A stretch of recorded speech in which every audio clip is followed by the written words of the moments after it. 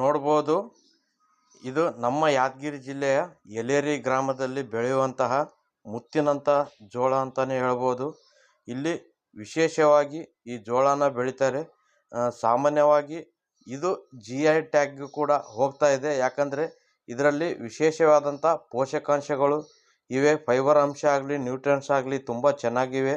ಈ ಜೋಳ ಇದೇ ಬೀಜನ ಬೇರೆ ಕಡೆ ಬೆಳೆದರೆ ಇಷ್ಟು ಚೆನ್ನಾಗಿ ಬರೋದಿಲ್ಲ. ಆ ವಾತಾವರಣಕ್ಕೆ ಮತ್ತು ಆ ಮಣ್ಣಿಗೆ ಇದು ಉತ್ತಮವಾಗಿ ಬರ್ತದೆ. ಅದಕ್ಕಾಗಿ GI ಟ್ಯಾಗ್ಗೆ ಹೋಗ್ತಾ ಇದೆ.